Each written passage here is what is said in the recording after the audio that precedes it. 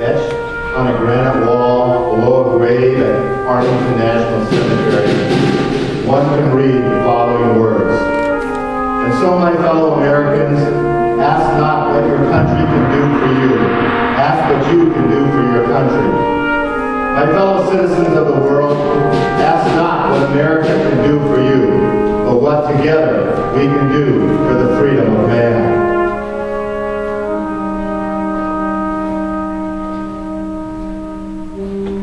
John Fitzgerald Kennedy was born in Brookline, Massachusetts on May 29, 1917. Jack, as he was often called, was the second child of Joseph and Rose Kennedy, and together his parents raised 9 children.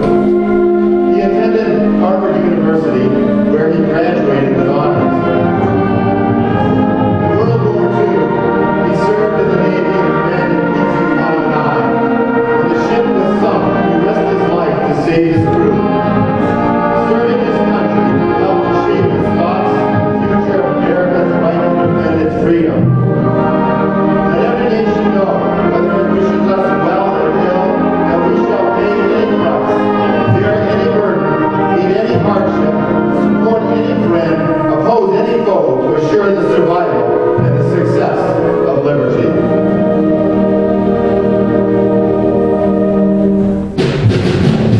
Let the word go forth from this time and place to friends and foe alike that the torch has been passed to a new generation of Americans.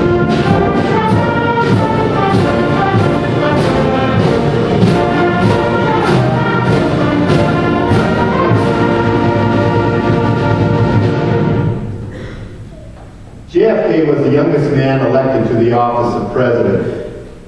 He was the first Boy Scout to become president, and he was the first Roman Catholic president.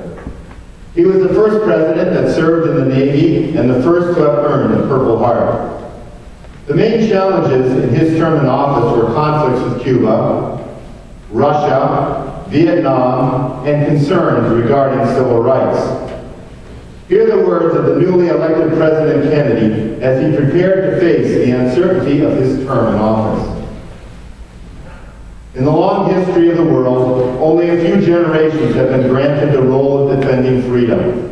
In its hour of maximum danger, I do not shrink from this responsibility. I welcome it. President Kennedy was a supporter of the civil rights movement. He, along with noted activist Martin Luther King, worked long and hard to help bring about positive change. On June 11, 1963, he addressed the nation to proclaim the following thoughts. This nation was founded by men of many nations and backgrounds. It was founded on the principle that all men are created equal, and that the rights of every man are diminished, and the rights of one man are threatened. I am therefore asking Congress to enact legislation giving all Americans the right to be served in facilities which are open to the public. Hotels, restaurants, theaters, retail stores, and similar establishments. This seems to me to be an elementary right. Its denial is an arbitrary indignity that no American in 1963 should have to endure. In the fall of 1963, President Kennedy turned his attention to his re-election campaign and decided that a trip to visit the South was long overdue. With First Lady Jacqueline by his side, he embarked on a 2-day trip that would take him to 5 major cities in the heartland of Texas.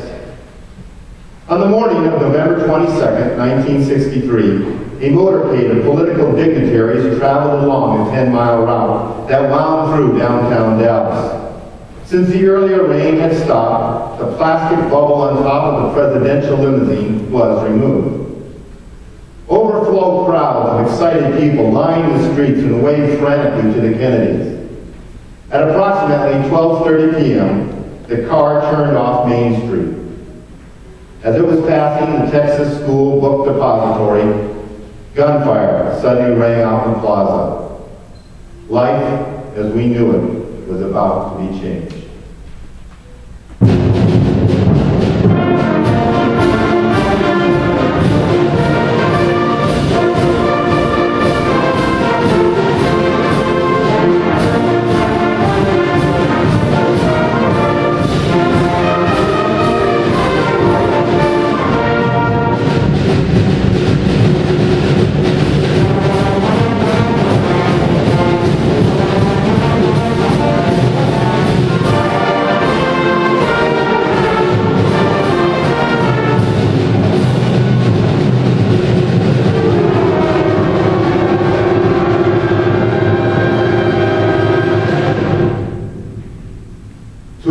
3 shots fired struck the president, causing him to slump over toward Mrs. Kennedy.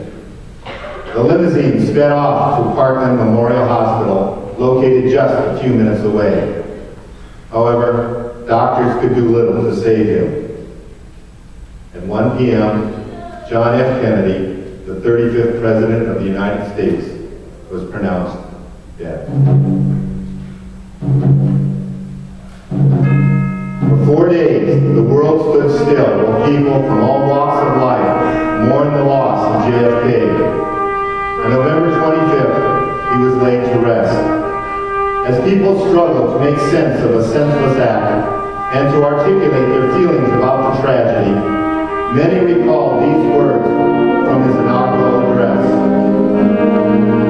With a good conscience, our only sure reward, with history the final judge of our deeds, let us go forth to lead the land we love, asking for his blessing and his help, but knowing that here on earth God's work must truly be our own.